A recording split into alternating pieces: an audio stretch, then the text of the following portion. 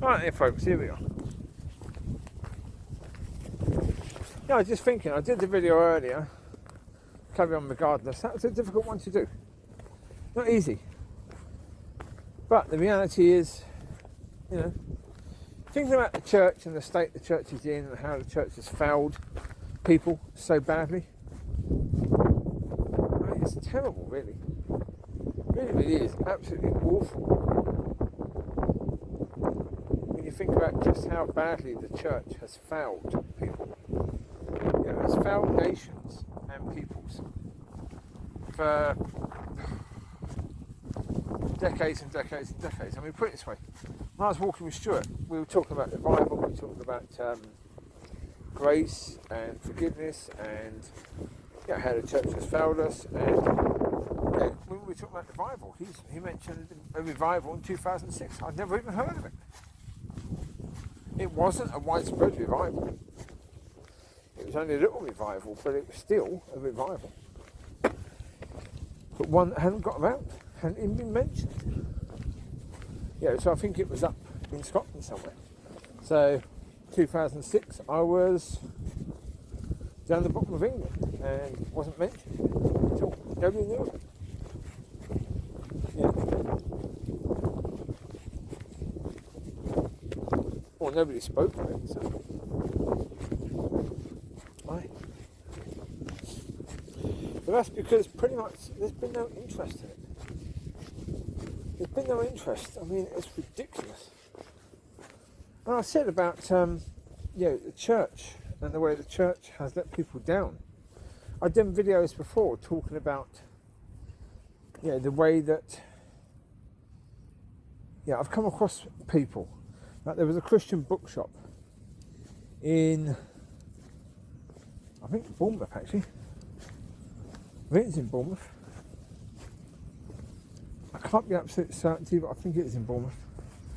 And one of the staff there, oh Jesus, went into the shop, and young lady, possibly 18, incredibly low cut top. She had nose rings, she had an incredibly short skirt on, and it's like, has she never been taught that she's given her life to God? That body that she's showing off to everyone doesn't belong to her, it belongs to God. And look at what she's doing with it. She actually thinks it's okay to dress like that. Yeah, to dress equivalently to a 1970s prostitute. And to dress like that in a Christian bookshop. Yeah. It's like, Jesus, girl. Again, it's the world infecting the church. And people not understanding. You're in the world, but not of it. Again, that's down to the church. The church needs to teach people that. I mean, put it this way. If you're a young female, or an older female, it doesn't matter. If when you bend over, it means that anyone facing you can see your breasts, then really, that's not appropriate, okay? Couldn't care less whether you're married or single, it doesn't matter. It's not appropriate. Yeah, don't dress that way. If you're dressed in a way that if you sit down opposite somebody and you adjust your legs, they can see right up your skirt, again, it's inappropriate. Don't dress that way. You know? Look, we're not going to get into the fact of, worldly people dressing that way and it being inappropriate, because they're in the world. For what they're trying to do, it's appropriate, yes. They're trying to feel good about themselves, so they want the attention of people. They want people to look at them. They're competing with all these other women, so therefore they want the attention. Great, okay. For what they're trying to do, the way they're dressing is appropriate. You, in the church, you're trying to get people in the church to look at you. You're trying to compete with the other women. What are you doing? I'm I'm not trying to pick on young Christian women. It's not their fault. If they haven't been taught, you can't expect them to understand. It's the job of the church. It's the job of the church to educate. And the problem is,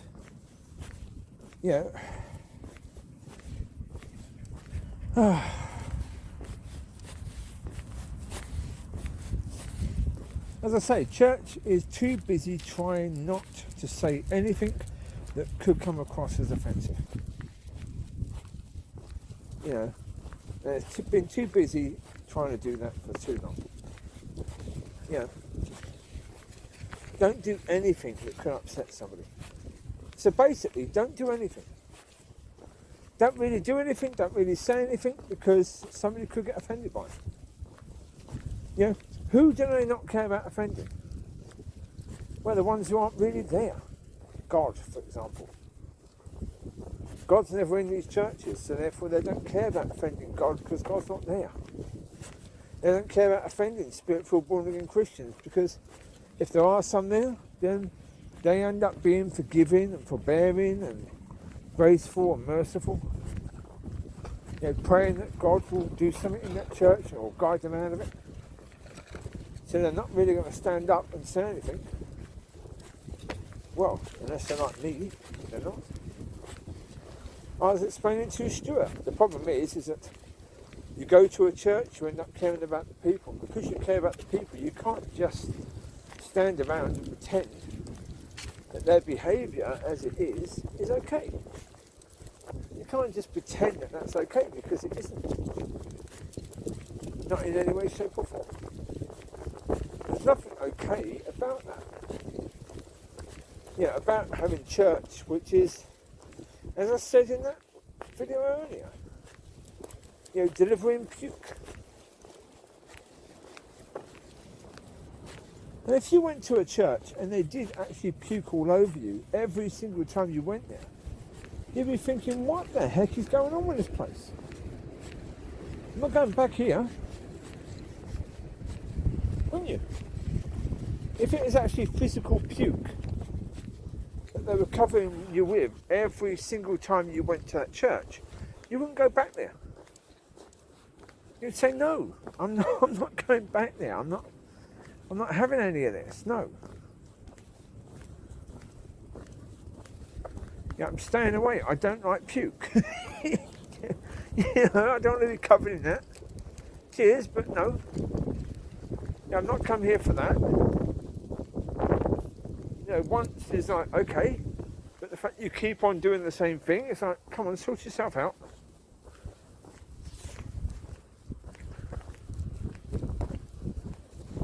That's the way I feel about places like the filling station.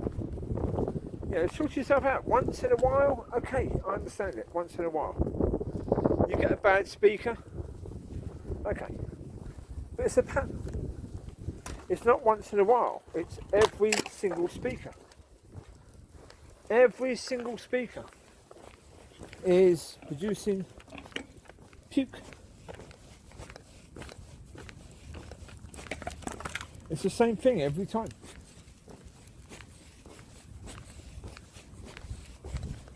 Look, I wouldn't mind it if you had someone starting off like Andy McWilliam, starting off saying the things he was saying.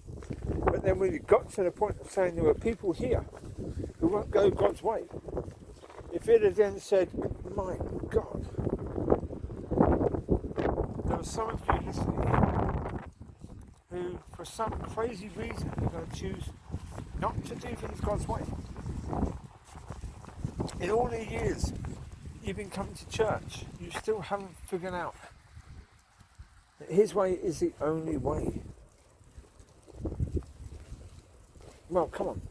Let's spend some time looking at that. At why you should make that decision, and why you should choose God's way.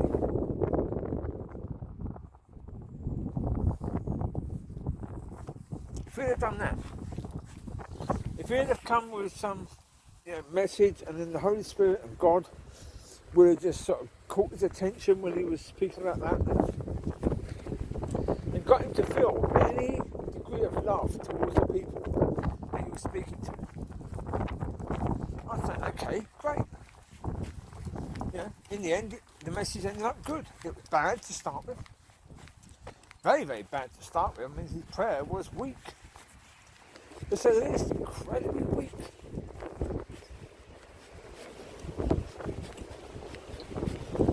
Yeah, a man without the understanding that he has the authority, the same authority that the Lord had. That when the Lord spoke to the sea to calm, the sea calmed. He had that same authority.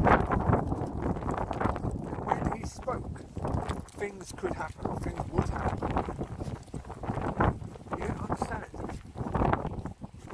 You just did not understand it, as I said before.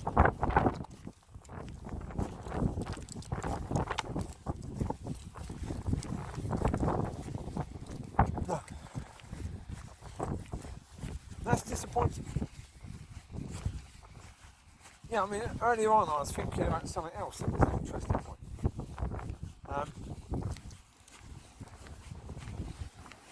About whether it's appropriate to curse, because I said in that video that I did at home about, it's incredibly graceful, to not curse these people, not ask God to curse these people. So, yeah, I said that. So I was thinking about it earlier. Has the church ever taught about cursing people? Blessing people? That sort of stuff? What about the church you're in? Does it speak about that sort of stuff? No? The Lord did. Doesn't God speak about it? Yep. Did the Lord curse a tree because it wasn't bearing fruit? Yes. Is it appropriate to curse those or curse the ministries that aren't bearing fruit? Is that appropriate? It can be. It can be. I'm not saying it is, I'm not saying it isn't. It all depends. If God guides you to do that, you do it. Yeah. Absolutely. Because the Bible does say, whosoever you bless will be blessed, and whosoever you curse will be cursed. So therefore, cursing is appropriate. Sometimes, as God leads. But again, does the church teach that? No, it doesn't. It doesn't teach it at all. We need the full gospel, the full word of God. Not just the bits that people find to be comfortable, the bits that people find to be nice. Get this. Lissy, get it. Lissy, get it. Lissy. Lissy, Lou, get it. Switch it over, Luce. There you go, you get that one, Bob. There you go. That's a better bot, Luce. There you go. Is that a better one, Lucy? Got dinky inside that one, isn't it, Luce, eh? Micky's got a bottom, Mollie's got a bot, and Mollie had a bot, but he left it. Smiley Riley, come. Riley, come on. Try and eat rubbish.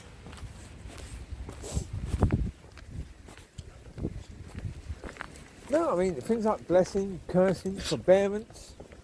There's so much stuff. Grace and mercy. Yeah, I mean, the church likes grace and mercy, doesn't it? Because that falls in line with the nice Christianity. Nice, fluffy. Yeah, imagine pink candy floss and clouds. That's the sort of Christianity that we've been left with. I mean, the thing of it is, those who don't want to speak about consequences are the ones who are going to face probably the harshest of consequences. It's stupid. It's stupid. There it is. Micky Moo, come. Come, Micky Moo. Come, Bob. Give me Bob, Mollie. Come, Bob, again.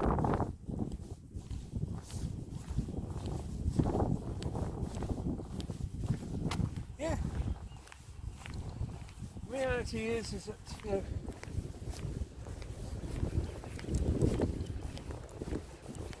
there's going to be a lot of people left behind, and we're given the example in the Bible, for goodness sake. 3 people are given what's called talents, and one of them goes and hides his,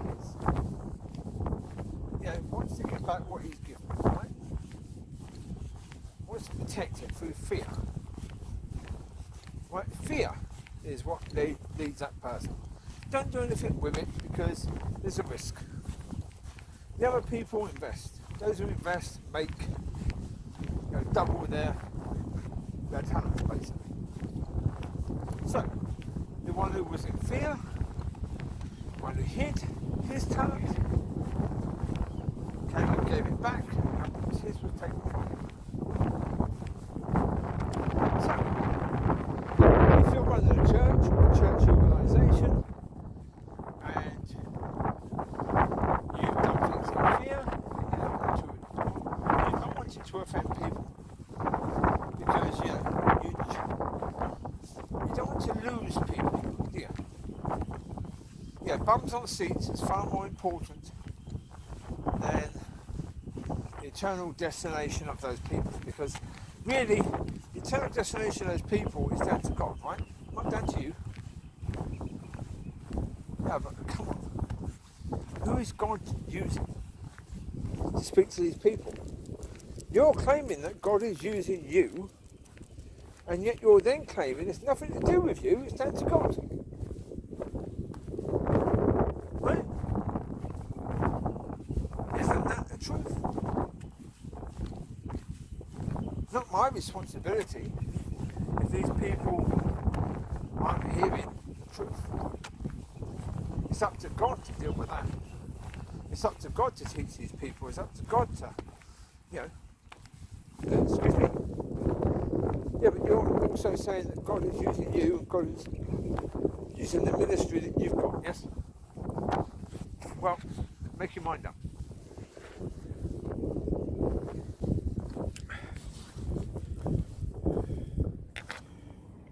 Folks, the reality is that what you have is going to be taken away.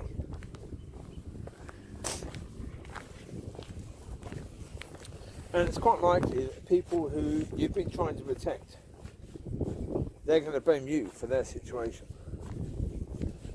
They're going to come at you. And rightly so. So they should.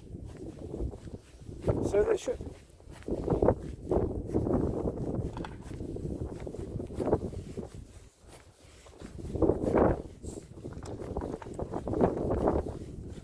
Well, that's the point. It's like, for example, I mentioned those people from the house group that I was at.